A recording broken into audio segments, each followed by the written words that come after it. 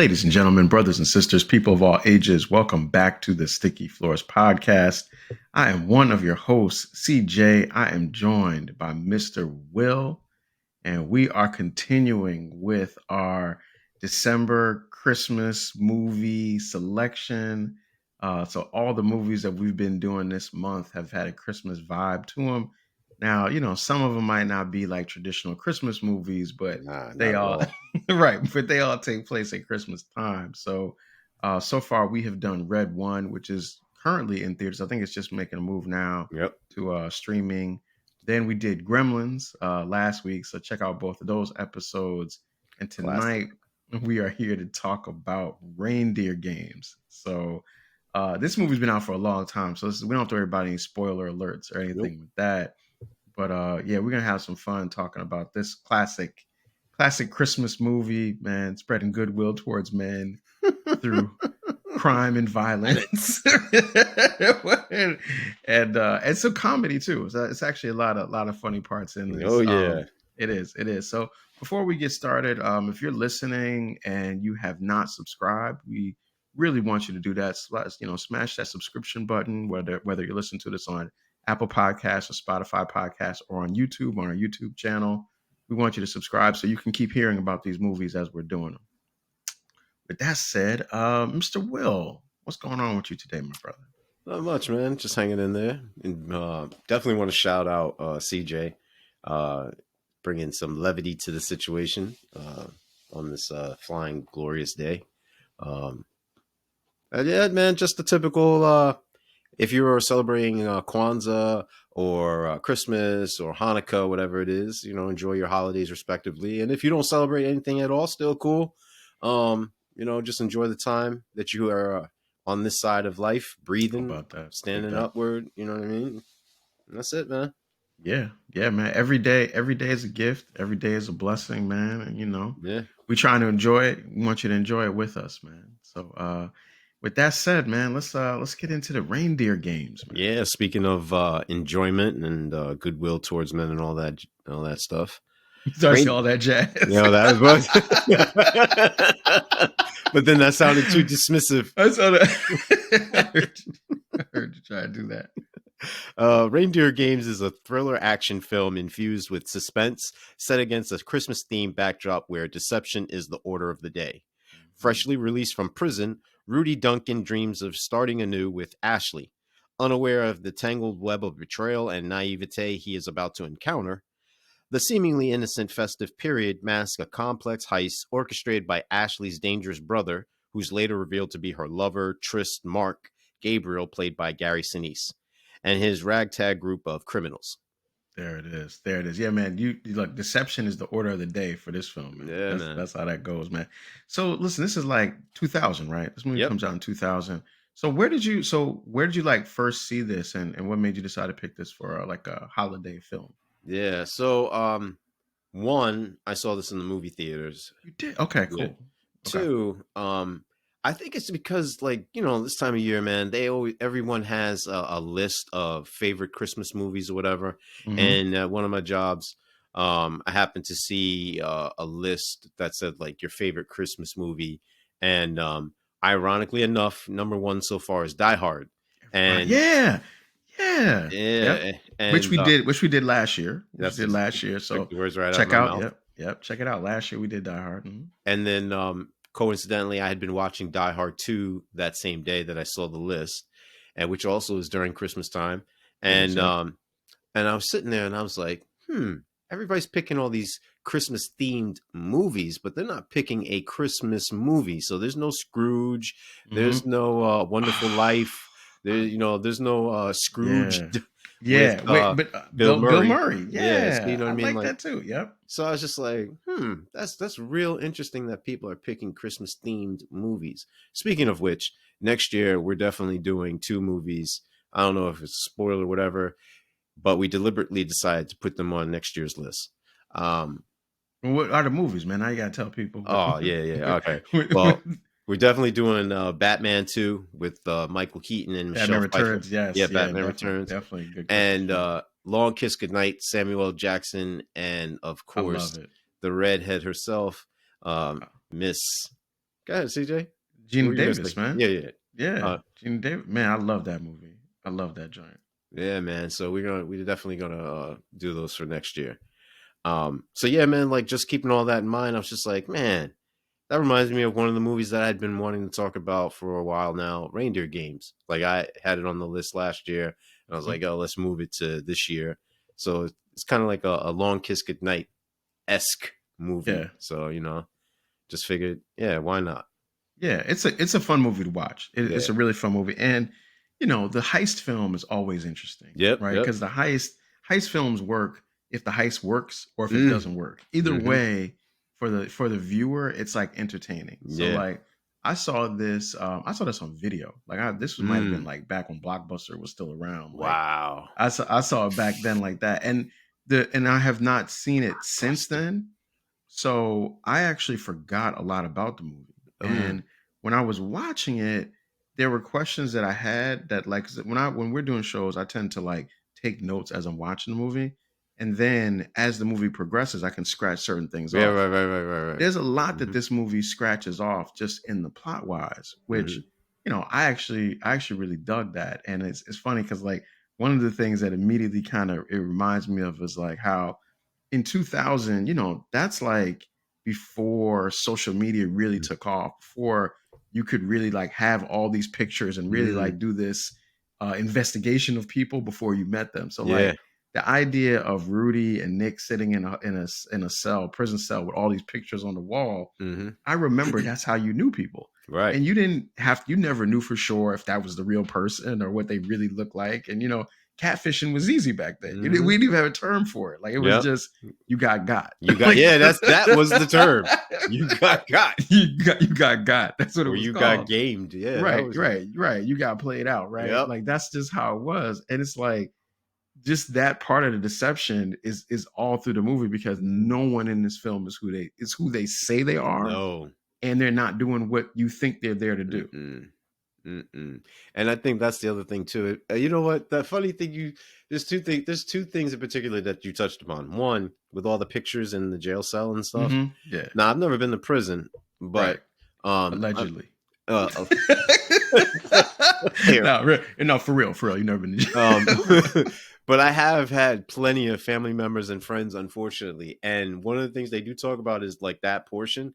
That joint had Charlize Theron looking like she was like on an ad campaign of like some like cosmetic joint or something. You know what I mean? Like CoverGirl or something. Yeah. Two, I don't like thin eyebrows, man. Like this has convinced me.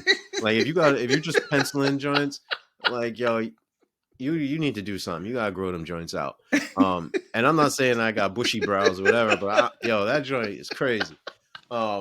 She reminded me of like some 1920s Betty Davis type joint, man. That was probably the look they were going for. Nah, that's whack. You need to grow them joints out, yo. She reminds me of your boy from Dune. What's the joint that you Fade Rotha? Yeah. Yo. the Fade Rotha. Yeah, she got them joints. And last but not least, because those two are like kind of A and B. I think the thing that like really gets me about this movie is it's not so much deception, but it's like this dude is coming out of prison, and prison itself is a metaphor of rehabilitation. And I won't get too deep into that. I won't even get too deep in the parallels of how the school system is like the prison system.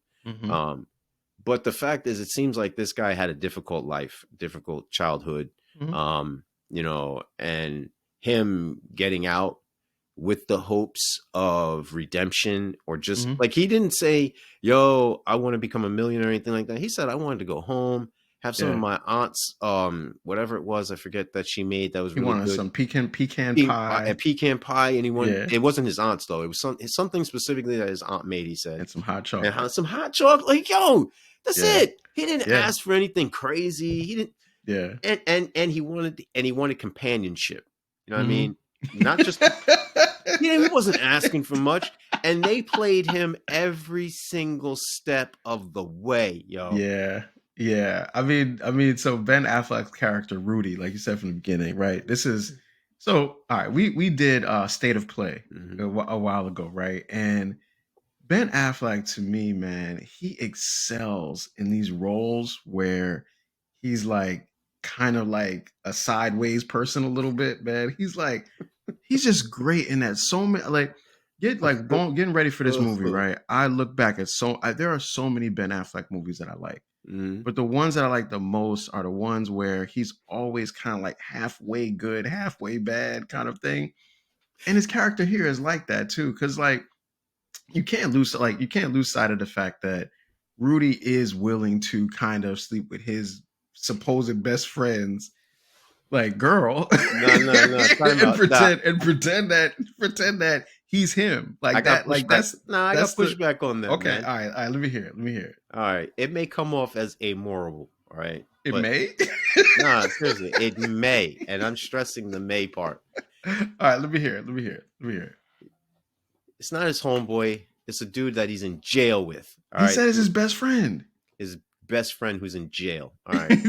So let's get that. Wait, hold on. Just so we're clear. So you have a friend in jail is not a real friend. That's what you're saying. No. Okay. This All right, is about cool. All right. Okay. This is about survival. And you're Okay. trying to team up with someone Okay. who they did something, more than likely, they did something questionable to get there. I'm not saying they're guilty, but they did something questionable to get there, right? Okay. So you're not really dealing with outstanding individuals of True. high moral caliber. I agree. All right. With that. 2, as far as he knew, dude was dead. Mm-hmm. He was dead.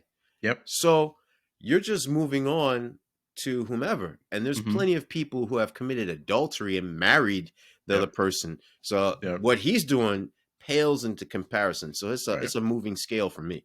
Right. I think the last part, which is a really strong factor that that really moved me, is he's doing it in her best interest. I know it sounds crazy, but just hear me out. Hear me out, man. Hear me out. It's Christmas. Everybody's doing it. Like, this is how the camera sets everything up. It's Christmas or Christmas Eve, Christmas time. So wonderful feelings. The snow's down. And you're seeing loved ones get out and hugging each other. Yep. All that happens. And it's a hallmark moment. You know what I mean? Like, oh, we can get our lives together. We had some pitfalls, but we stumbled and we got up. And, you know, we're here now. So let's enjoy the time. God put us here for a reason. The universe, whatever you believe in. So that sets that part up. So it's tugging on your emotional heartstrings. Yep. He's got this flimsy little jacket on, looking like Tiny like he's Tim. cold. Yeah, like he's Tiny. cold. Yeah. No. Forget cold. Like Tiny Tim. He's in Michigan and he's like, and he's freezing his brick out. He was in jail for robbing cars. Stealing cars. Hey, you don't know the means by which he had to steal those. Maybe he could have been coerced. Maybe funds were low. He didn't know anything else. Right. So, I didn't know that you were a public defender. Man. I'm just saying. I didn't know that this was your thing, man. Go ahead. So then he gets on the bus. He's like, yo, you know what? I'm gonna just live my life. I'm good. You know, I'm gonna keep it moving. But he looks at her and she looks so pitiful and like she looks like a wounded dog. And remember, this is a guy who wants to redeem and do better. And so he's not thinking of himself. He's thinking more like, look, if you can't love the one you want, love the one you're with. And he's like, yo, there was an opportunity. She's really looking forward to this. Yo, we can make the best of it. And it's not like I'm a stranger. He's told her about me. You know what I'm saying? So it's not like she doesn't know that I exist or whatever have you. So then in turn, he goes and it even takes him a minute to get off of the bus, go to her. And and they just having a nice little chat in a diner. And he explains to her what the deal is. And she says she lays it on thick, but like in a seductress means like, you know, self-depreciation, like, oh, you know, you didn't really like me because of my clothes and this, that, and the third. And he's like, no, I just didn't want you to have this impression built up in your head that I could not, you know, realistically live up to. You know, so I got a question for you about that. Yeah, shoot. So do you think that Ben Affleck's character had always found what's her name in the movie, Ashley, attractive? Yeah, he always He always found her to be attractive, right? Her, Do you think it's possible that in another circumstance, if that had not been his cellmate's girl, he would have tried to talk to her? Yeah, definitely would try to talk to her. All right. So why not just be honest then from the beginning? What, from the rip that, hey, such and such is dead, yada yada yada? Why not just like keep it 100. I get I don't want to ask questions that essentially would change the movie and alter it, Right, because I right. know like when you do that, then it's not going It's to a be the different movie that it movie. is. Yeah. Yeah, it's different movies. So I get that part. But I think like I'm gonna get into this, and this is like part of my hate kind of thing for the movie though, Hmm. is like I think the movie, like Ben Affleck works because he does a great job portraying characters that have a moral flexibility, Hmm. and there you believe that they would do good things, and you believe that they would do bad things. And I think the conversation that we're having right now really speaks to like the way that he plays not only this character, but the way that he's played characters in plenty of other movies, Gone Girl or State Hmm. of Play, or like I've always said, The like he's Town. the town, right? Like kind of characters that are capable of doing all of this wild bad stuff, but all this incredibly good stuff too as well. And I think like that's the heart of the film, that you believe Ben Affleck is capable of doing good things and also doing bad things. And depending on how you want to focus on it, you can weight one of those more heavily than the other. And that sort of that's different from the rest of the characters, because over the course of the movie, everybody else that he meets is clearly like a little bit more less and less morally flexible to just like a straight up villain. Mm. That's an interesting take. I could see where you come with the flexibility as far as him doing questionable things for good reasons. Yeah. Um, Or just like he doesn't want to, like he tries to like help when they do the robbery of the casino, he tries to make sure that the old person doesn't get hurt. mhm. Right. Like he does that. So it's like there's not some, and even at the end, him taking the money and giving it to all the people like on some, Christmas cheer type stuff. You kind of could see it because of the way that he plays the character. And he also like, set Clarence Williams III on fire. So I mean like he also does that. In the movie. Like, like he did both. He's a complicated character. I don't think there's any complexity about it, though. He set that dude on fire because that dude was going to murk him Yep. multiple times. So it's self defense. Yep. There it And is. and I think the gruesome means by which Clarence Williams III died actually leads to what is it, Horrors in the Hood or whatever that movie was where he played the Oh, devil. Tales from the Hood. Plays the Tales from devil, the where Hood. he That plays the devil. classic. So now Classic. he's on fire, and now he goes to purgatory. Well, no, not purgatory, Hades, hell, whatever you want to call it. And now he's the devil. You know what I That's where mean? he goes. He That's where goes. he He goes goes. there. Okay. All right. Um, in an alternate universe or whatever have you. But I think with respect to Ben Affleck's character, I think Rudy demonstrates that I think he's the quintessential human. Where Okay. we're flawed beings. We're flawed beings, individuals who, in the hopes of a better tomorrow, are just Mm-hmm. trying to make the best. What do you always tell me? Yo, we're doing the best that we can with the tools that we got, even though I don't Mm-hmm. necessarily subscribe to that fully. He is doing that. He exhibits that. He's like, yo, I have a checkered past, but I'm not going to be defined by my past. I have certain tools, and I'm going to try and utilize them as best as possible under the circumstances. They may not always jive with being, this Okay. highly decorated individual, but I'm going to make it to the next day where I can do something good for somebody else. So don't judge me at my lowest point. Okay. All right. All right. Well, the rest of the characters in the movie are definitely they're Outstanding evil, they're wicked. they're they're trying to rob a bank. So the whole plot is like they're gonna rob this casino, right? The day of, like, on Christmas Day, even, right? They're gonna And rob the and casino on and Christmas why do Day they want to rob the casino? As because Gary Sinise's character said, tired of being on the road, tired yeah, of feeling like, yo, this and is all the not money's been. there. Yeah, and all the money's there too, So I right? want So a they quick rich scheme. they got that, yeah. So of course, and this is the thing about, like, I think, and I know we talked about this in the pre-production joint. To me, this movie kind of had like um like a Quentin Tarantino film kind Hmm. of vibe to it, Hmm. because while there's not a lot of characters, or maybe there are, they all have like this really distinct sort of personality that sort of gets a chance to come out. And part of that is the actors that they're using, because they're Hmm. using, like we said, like Clarence Williams III, Gary Merlin. Sinise, right? You got Ben Affleck, you got Charlize Theron. So there's characters, there's people that at this time, some of them had already done really good movies. Mm-hmm. They're going to go on and do even better movies. So they're established, you have a lot of talent there.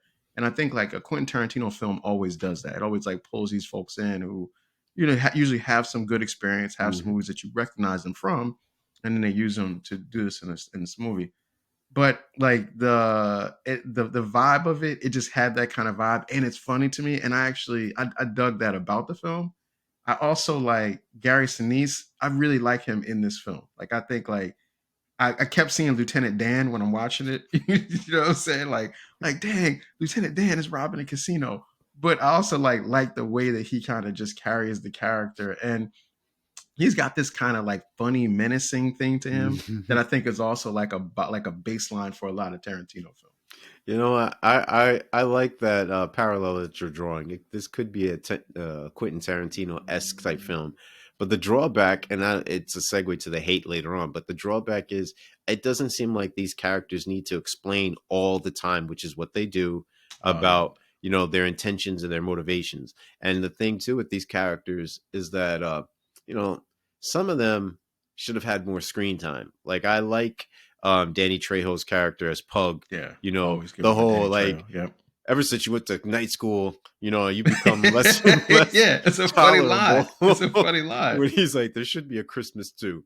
And that actually, what? On a society based on capitalism and consumerism. Yeah. And like he said, it should be in spring 2, summer 1, where you can rejuvenate or restart the economy again after that lull between Christmas and Easter or whatever have you. It makes a lot of sense. Yeah, it makes a lot of sense. A lot of sense. And like you mentioned too, to piggyback off of your comment with respect to the cast. I mean, you got the cameo by Isaac Hayes as Zook with the roaches and going crazy, and he pulls that off dope. Shout out to Dana Stubblefield in the joint as the Alamo. Like, yo, I didn't do it. And shout out to rest in peace, Dennis Farina as Jack Bangs. Yes. He's a great actor. I love him. Yeah. And one of our favorites, character actors, Donnell Loog, from Blade and a host of other shows like Gotham. He's he's Pug, and Danny Trejo is Jumpy. Sorry. And just the way that they interact with each other. I think that lends itself to, as far as like why I picked the movie and why I think the movie excels and accentuates Ben Affleck's character as one who is the quote unquote protagonist of this movie. Yeah. Yes. And the other thing is that I think the characters that they have and that people they have playing the characters, they have range even if they don't have a lot of screen time. And it allows the story to kind of build and build and build because, like you said in the beginning, at some point you realize everybody's kind of lying to everybody. like and Charlize Theron's lies are like so stacked throughout the film, because it's like at one point you think that she cares about Rudy, or she cares about Nick. Then it's like, no, she's trying to get Nick to do this heist. Then it's like she's actually not even care about Nick. She's actually with Rudy. with Gary Sinise's character, with Gabriel. Oh no! Then you find out that she's still really with Nick, and that Nick is still alive in the end. But it's like she's just the lies just keep building and building and building for that particular character through the film, and it kind of, I think it makes sense like that. At a certain point, it kind of goes off the rails, but for the most part, it works for me. I don't think it goes off the rails at all. And what I referenced by Nick and Rudy is that Nick is the dude in jail that she's fantasizing, corresponding with, et cetera, et cetera. So that's one relationship. Now, he dies, right? Allegedly. But she doesn't know that he died. Yeah, allegedly. Allegedly. So then now you have Nick. Now you have Rudy portraying Nick. Rudy's portraying Nick. So now you're thinking, oh, she likes Rudy. And they even have a moment where he says, no, Rudy helped to write these things. These are his words. And then she even mentions something along the lines of, first jokingly, like, well, maybe Rudy should have stepped up. And then the other thing is that she's saying like, no, you saved me. So it's the essence of who you are. So that's two relationships right there. Then when, Rudy sees her with Gary Sinise's character, he's no longer the brother, he's the lover, the tryst, the fling. It's like, oh, so now that's 3 dudes. Then all of a Yeah. sudden, Nick is back in the mix again, and it's like, oh, you were all in it at the same time. So it's like betrayal after betrayal after Yeah. betrayal. And Ben Affleck's character Rudy goes so far as to say, as yo, you have intercourse, interact, and that's not the word he uses with the wrong guy all the time.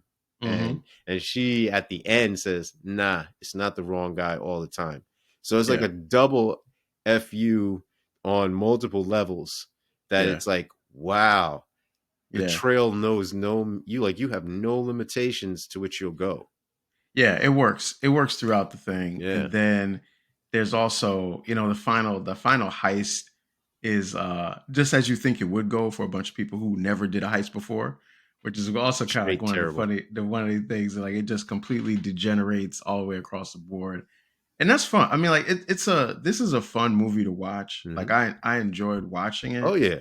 Um and it's got like a lot of good little nuggets and parts in it, man. Yeah, definitely. But I wanted to, before we transition, I definitely wanted to put a highlight or a spotlight on a couple of things. The title of the movie is Reindeer Games, and Mhm. I know if you listen to Christmas carols, the first thing you're going to think of is Rudolph the Red-Nosed Reindeer, Mhm. and that line of "wouldn't let him join in any reindeer games." I So forgot about that, but yeah, that isn't. I actually forgot. I actually got that, but yeah, no, that's exactly okay. Go and ahead. so I'm following. I'm so it's tracking. Go ahead. during Christmas time. Mhm. You have that whole theme of Christmas carols, et cetera, et cetera. Most people don't know that reindeer games is a colloquialism used for roughhousing, bullying, et cetera, et cetera. And it's used generally around with individuals of less stellar character. Like Mm. it's not like a game of like football or anything like that, or baseball, basketball, soccer, golf. Mm. It is more about like roughhousing and playing the dozens, and there could be some hurt feelings involved. The other thing too is that this is a song written by Robert May in 1939 for what kids nowadays would see as a Target, but it was called Montgomery Ward, which gave way to Sears, which gave way to J.C. Penney's. All Mm. these things going on at the same time. Woolworths. So now I'm really dating myself. Yeah. So you know this song was written to go along with books that were being given to kids during Christmas for Montgomery Ward. And then last but not least, I think the thing too about this movie that I think everyone should remember is, you know, all these characters throughout this movie, as CJ alluded to, they either had at that time started their journey into being, really good actors and Mhm. actresses, and then go on later on to become even higher heights with respect to their acting abilities. But the person that I think benefited the most from this is Charlize Theron. Pretty much virtually, the one person who goes on to go into movies like Mad Max, Fury, or Fury Road. Yep. yep, Mhm. or who goes on to be in, what is it? Um, I don't know, what are they up to? Number 10 or Talking about something? the Fast and Fast and Furious Furious joints. run. Like Yeah. I don't know Mhm. what they're up to, but she It's wasn't even. they're up to 10. I think Yeah, that the last one is 11. yeah. But So that's like, not that doesn't come out till like next year sometime maybe. yeah. So Yeah. think about it. She's not even Mhm. a thought into franchises. And you're talking about like Tenet, Pole, summertime movies until after this, because she grew to establish herself. So shout out to her and her career and the rest of these Mhm. individuals who were able to give us some wintertime Christmas themed enjoyment. There it is. There it is. All Yeah, right. So let's get into the kick. Let's get into yeah, the yeah. things that we like. I know we mentioned a lot of it. So I can just kind of run through a couple quick things. So like I said, man, Ben Affleck, this is my dude doing what he does, man. Just standing in the place of moral ambiguity in a film is just something that he always does really well. He does it good here too. Yeah. You mentioned Christmas too. Great idea there. So this movie it's got like some funny little things to it, some little Mm. jokes, and I feel like there's a part in the film where Ben Affleck kind of realizes that this is all kind of nuts, Mm. and even Rudy's kind of behavior is kind of nuts. So when he says the part when they're gonna kill him or something, and like they ask it, oh no, they ask Ashley to say, they tell him to say, "I love Love you" you. back to Yeah, yeah, Ashley. yeah. and instead he tells her, "I had better sex in jail." Like That was it's such so a like insult. I mean, yeah. it's a perfect. Like that's It's one of the best to me. It's like one of the best written lines in the whole thing for him to say that there. And yeah.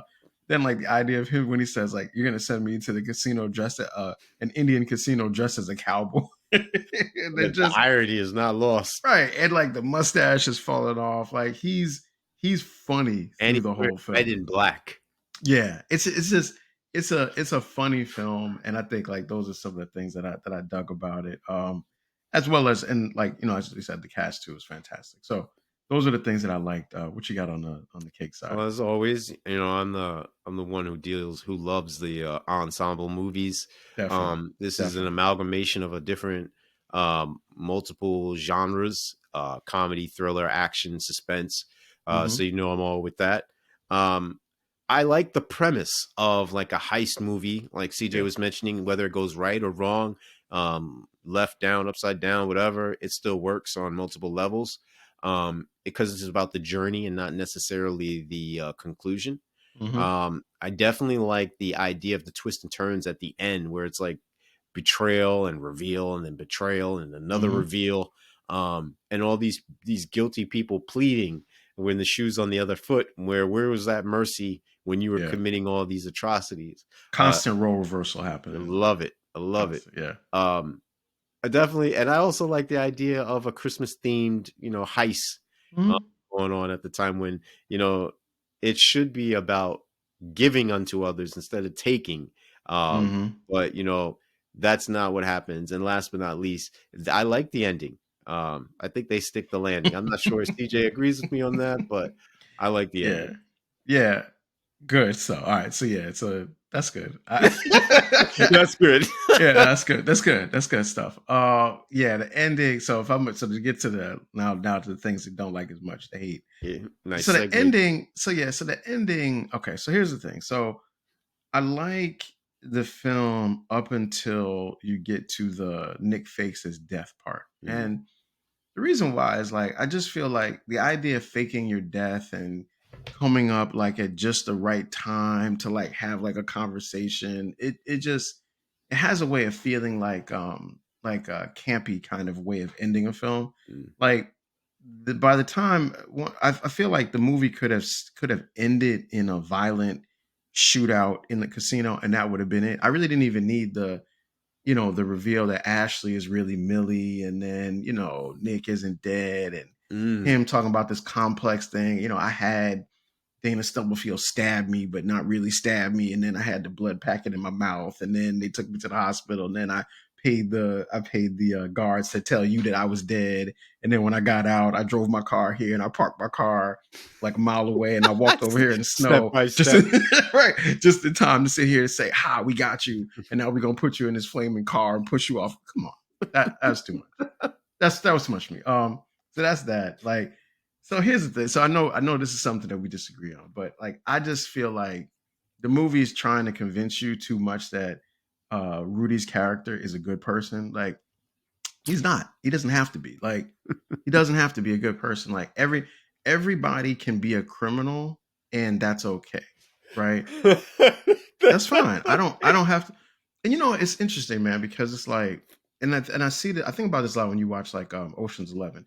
Ocean's 11 and 12 and 13, they do this great job of like kind of making you feel like these guys are okay because they're stealing from a casino, and Mm. whenever you rip off the man, it's like it's all right, but theft is theft. Like it's not like it's okay depending on who you're robbing. Like that, like stop that. So like I just like I feel like they did too much with that. Stop that. The other thing is like, at the end, I want him to keep the money. Like, Mm. dog, you almost got killed 15 times in the last 3 days for this money. Everybody, got killed. You survived. You got two Christmas time bags full of cash. Take the money, man. Take the money. Go home. Give some money to your aunts and your uncles and your family members. If somebody asks you where'd you get this money from, give them some money. They'll stop asking questions, and then go ahead about your business, man. That's what I got in terms of the hate. Oh wow. Um, I definitely agree with CJ about the writing as a whole. Um, seems like this was in the midst of the screenplay version, and they needed to flesh some more things out and subtract some other things, such as the constant villain monologues and Oh explaining yeah, everything that you've done and this, that, and right. the All third. the exposition. Yeah, Yeah, good point. definitely Yep. that could be done less. And like CJ alluded to, a lot of this stuff is impractical. You know, the constant near life and death experiences, the long drawn out elaborate schemes in order to do something that is not going to be pulled off because of the lack of experience. Um, and I'm definitely not with the whole like how should I say this? I'm definitely not with the whole like I had to trick my friend, quote unquote, if he is his friend or whatever, Mhm. in order to get the scheme along. Like he's the crucial piece. Yeah. It didn't seem like um, Ben Affleck's role was quote unquote needed in that type of way. Because Yeah. as they talked about, like, look, we had the girl. Most people, when they're in a relationship, will do whatever it is that their partner is recommending because of their loyalty, whether it be Hmm. blind or whatever have you, to that individual. And at the same time, if these are truly criminals or people of ill disposition, they're going to do it because of selfish means. They're not going to Yeah. need the battery in their back of this guy who is weak and vulnerable with a little bit of knowledge in order to get them to do whatever it is that they set out to do. If you're going to do it, you're going to do it. And Yeah. then last but not least, if it is this casino that they're referring to, what real inside information would you really, truly, honestly need that would put you over the top? Yeah, that's a I good mean, question. Yeah, that's a good point. Those are so this is not so let's get some questions because mhm. there's something you just said that I remember thinking about and then I forgot about and it just came back to me. Okay. So would this movie did this movie need like some sort of flashbacks? Because you mentioned something that's true. Like there during the movie, it didn't seem like Ben Affleck really remembered any of the details that Yeah. that Nick told him about the casino, right? So it would I was thinking, should there have been flashbacks to kind of make it seem like there was more of a conversation between Nick and Rudy about the casino? Yeah. And that's my thing where I'm like, some of the stuff just doesn't seem executed well, but it doesn't seem like it was written well. So these guys were kind of improving to salvage poor writing. So Ah, for I got you. example, I like got you. when Ashley is giving him cues about her middle name or Oh the yeah, things yeah, she yep. fears.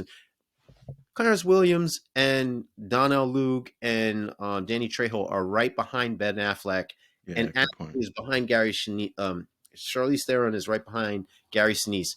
You're telling me these three jokers didn't see this, but then when they come to the realization inside the casino to start asking questions like, "Hey, when did you remodel? Hey, this is Yeah, Rudy, yeah, whatever, this is Nick, whatever." Like yeah, they didn't ask those questions before. They didn't do the yeah, scouting. They didn't show pictures. They didn't want to get a blueprint. You could go to downtown, whatever municipality, and go get a diagram of whatever municipal building. It might not be up yeah. to date, but they have to have it legally on file, and you can get a copy. Like if Yeah, they're you do. truly criminals, they would do their background checks. Yeah, you're doing the thing where you look where the score is changing now. My popcorn is changing as we're talking about it. All right, I got a couple other questions for you. Yeah, All right, so all right, like this follows like the you just about to get out of jail and you're trying to get out without like a problem kind yeah, of story part. yeah. Do you think people in jail? Because I know you haven't been there. So, Hmm. but do you think that people in jail really tell anyone else when they're about to get out? Yeah, I think they tell certain people that are close to them, Okay.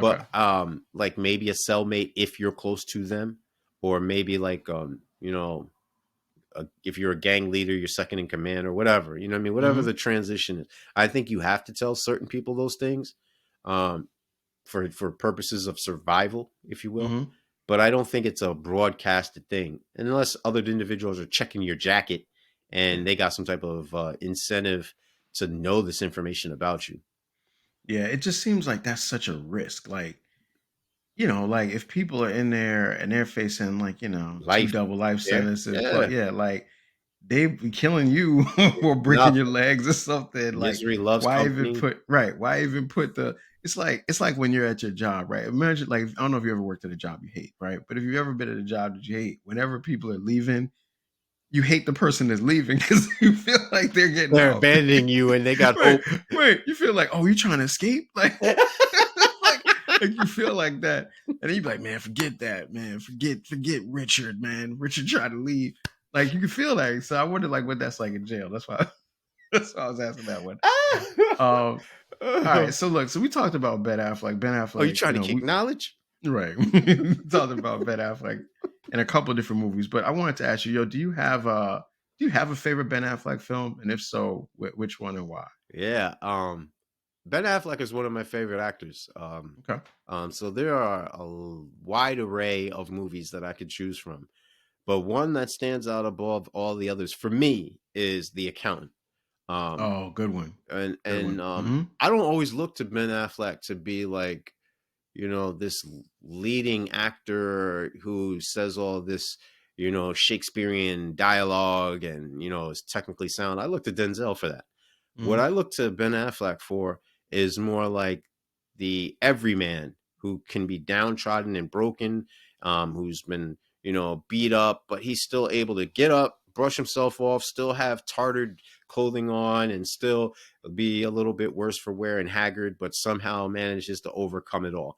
I think it encapsulates it in other movies, but in The Accountant, it gave me something totally different to look at him with, like a whole new different set of eyes, which was he could play someone who is emotionally vulnerable in Mm-hmm. addition to someone who is physically vulnerable, and he could play someone who is mentally vulnerable. Mm-hmm. That last caveat is the thing that like really pushed me over the top, because it was him trying to play someone who was disabled but not doing the whole Dave Chappelle left foot thing and making Mm-hmm. light of it. It wasn't him trying to be Cillian Murphy and dropping all this weight, or like what's your boy who you like from Gangs of New York?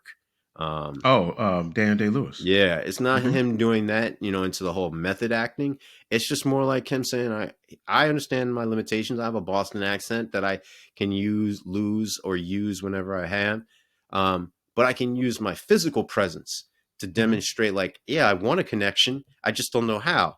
And this is where I'm at right now. This is as good as it gets. Like I couldn't see him doing that. And I was like, man, that's realistic of you, man. And it was during a time in his life where he was going through some stuff.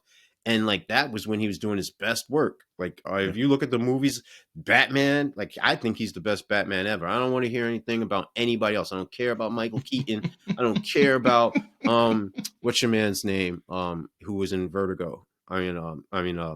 Not Vertigo. You know about Christian Bale. Yeah, Christian Bale. I Mm-hmm. don't care about him.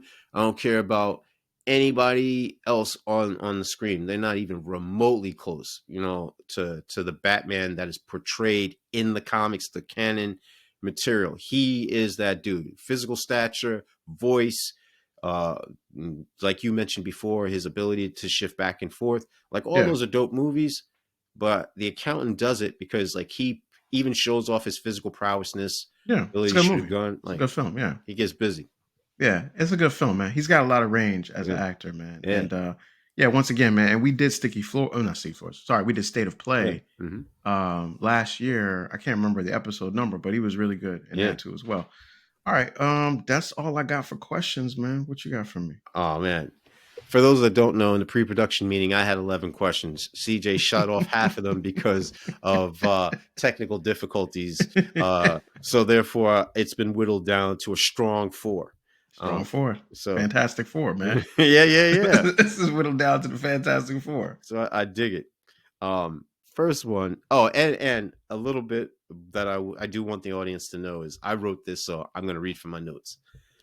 Reindeer Games presents a blend of dark humor, suspense, and unexpected twists, prompting a series of whimsical, thought-provoking questions that play with the boundaries of identity, deception, and morality. So that's the backdrop. And I wanted to put that out there because I want the audience to be on this ride and this journey so that they can have some thought-provoking questions with whomever they share this material with, and understand and get to our heads for a little bit to see where we're coming from.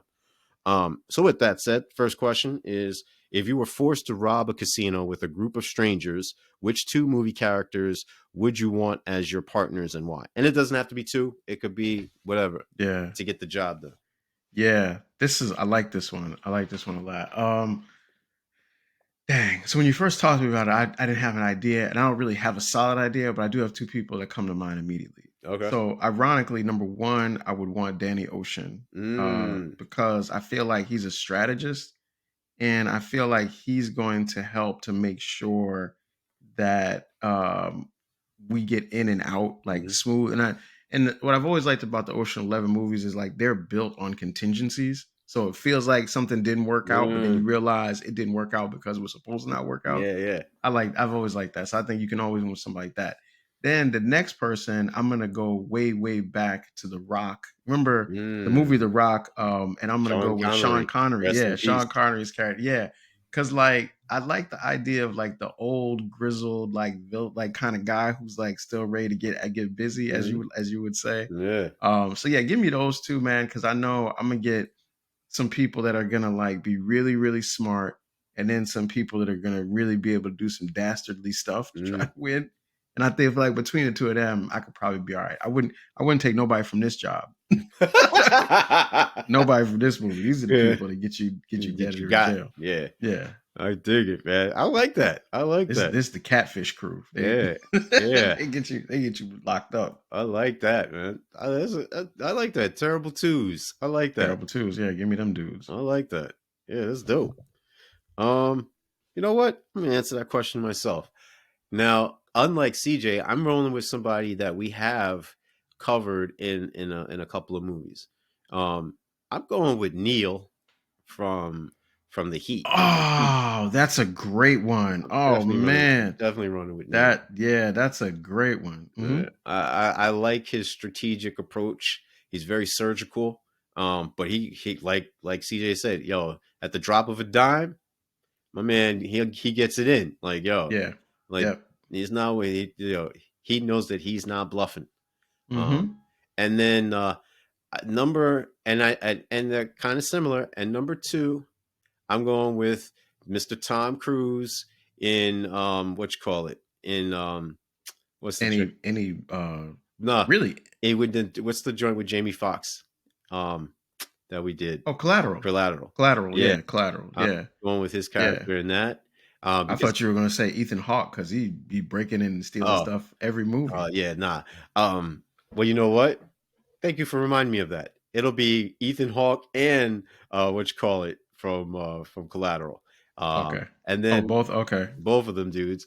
And then rounding out the trio, if it's for movie purposes, you need somebody who's crazy, just for the audiences to come in and you don't know. But he's too unpredictable. You don't know what he's going to do. That'd be Heath Ledger's Joker. If I'm like, yo, we just need some madness, throw him in, whatever, and let him do whatever. But we got to be able to kill him.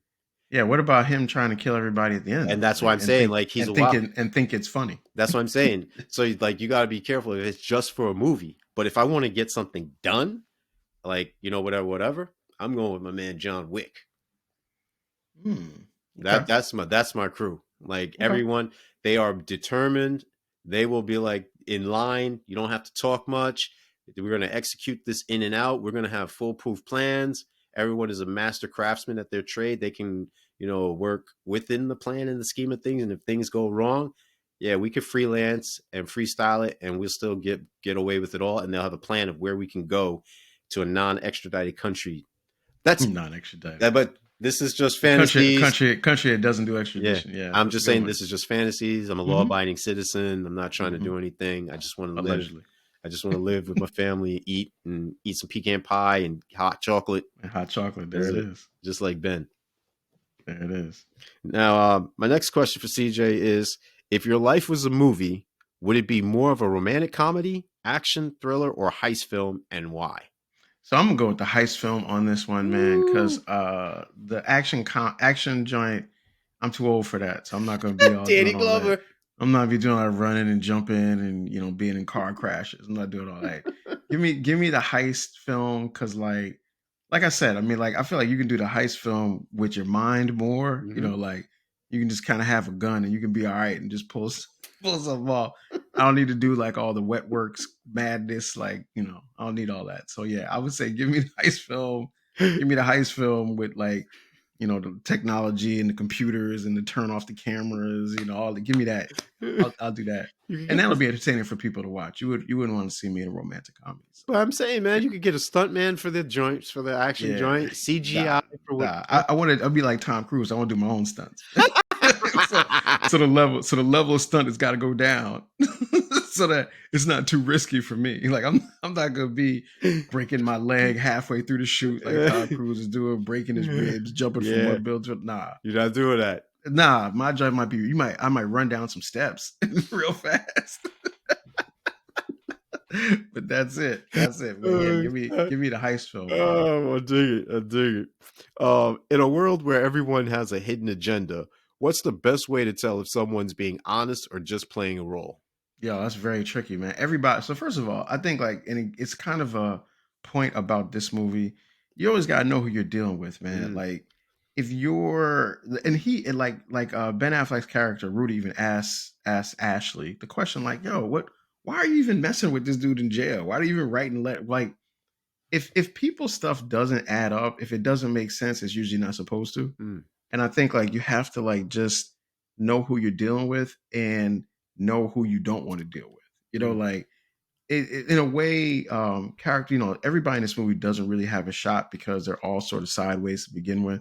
So they're around people who are sideways, and I think you get comfortable around that. And when that happens, that makes it harder and harder to really be able to trust anybody. So I think the key is like, yo, just go to your grandmother's house, man.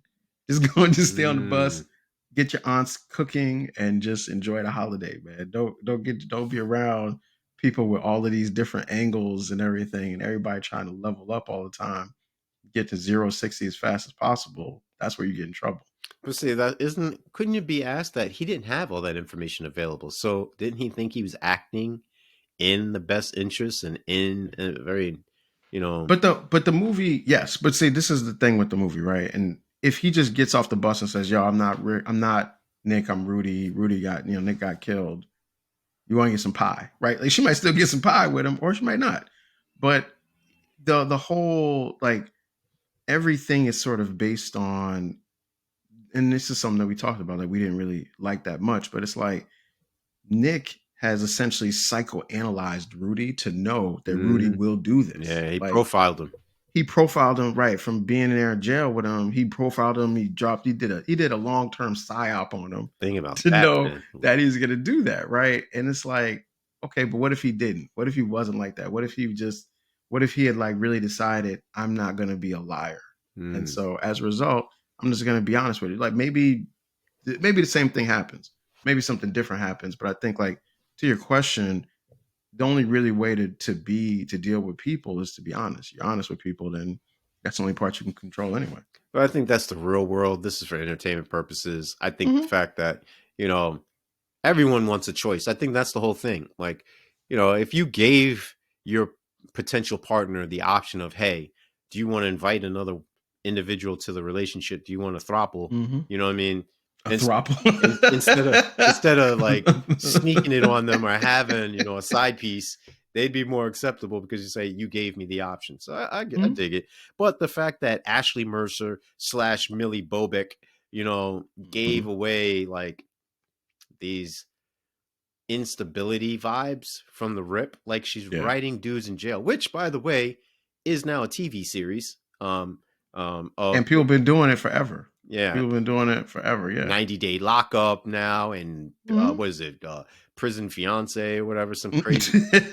Like, is that a real thing? Prison fiance? No, I'm telling you real titles of so-called real. That was a real thing. Yeah. What do they call it? This is reality television. TV. Yeah. Like, no, these are on, I forget what channels, but like Lifetime or some other garbage.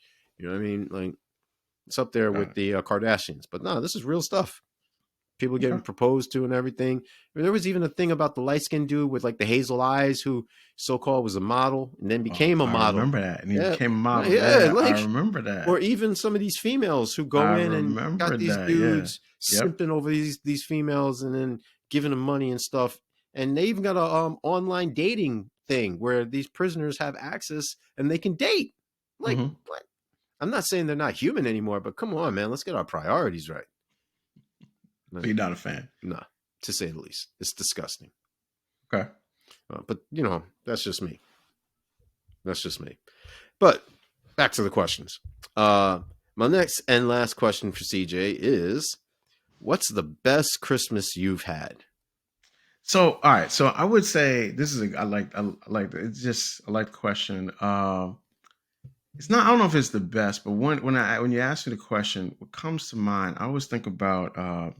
It was a Christmas when the Sega Genesis came out. You remember Sega Genesis came out and Yeah. came out with these two games like Altered Beast, yeah, and Power Strider. Up. Yeah, man. And I just remember me and my brother, we had the two controllers and we just had so much fun just playing those games, man. And it was like, the Sega Genesis was like the first like 32-bit. So it was like the graphics were much better than the old school Nintendo. Yeah, man. And it was like, I think, man, when we got that and we probably played that thing, if it was 24 hours in that day, we probably played it for 23 hours until we fell asleep. Probably fell asleep watching it or playing it. And it's like, I just always remember that, like just the excitement of it. It was something I wanted all year since it came out. And as soon as it did, we were fortunate to be able to get it. And it was just a great memory. So when I think about Christmas, like I always think about the Sega Genesis and sitting there playing that with my brother. So yeah, man. Yeah, man. All right, man. Enough about this reminiscing. Let's get it on popcorn. with, So for this one, man, I'm giving it. I think I'm gonna go with 3. I'm gonna give it 3.5 boxes, man. I'm gonna give it 3.5. I started with 3.5, and that's where I'm gonna stick. I think the movie executes some things well. Where it goes off track for me is the end, but up until that, I kind of like it as a heist gone wrong kind of film. So I'm gonna stick with 3.5. What you got? I was at 3. CJ convinced me otherwise, rocking with 3.5 for pretty much similar reasons, except I love the execution of the ending. I think it's more just about like maybe they could have switched some things around. The execution could have been a little bit better, but I'm rocking with a solid 3.5 box. There it is, man. All right, so let's go with the summary and let's wrap it up. Yes, sir. So despite its convoluted plot, Reindeer Games delivers a heist narrative rich in Christmas irony, ultimately challenging the protagonist's morality in a world where truth is as elusive as falling snow. The film's unpredictable twists and turns unfold like a game of chess, with each move steeped in peril and surprise, leaving audiences on the edge of their seats. Here, every character plays a part in the decisive heist, with Rudy's journey culminating in a redemptive act that heralds personal transformation amid the chaos of betrayal. There it is. So yeah, man. So we got one more week. We got one more Christmas time movie, and next week we will be back with Eyes Wide Shut. So if you have not seen that, check that out because CJ's one. It's a lot. It's a lot. It's a lot in that one. It's a lot in that one. I've never seen this, so we'll have a lot to talk about. But anyway, Sticky Flores podcast is available wherever you get your podcasts. We're available on Apple Podcasts. We're on Spotify Podcasts. We're on YouTube. Please subscribe and share. That'll help us to grow the channel. And also, if there's any movies that you want us to cover, drop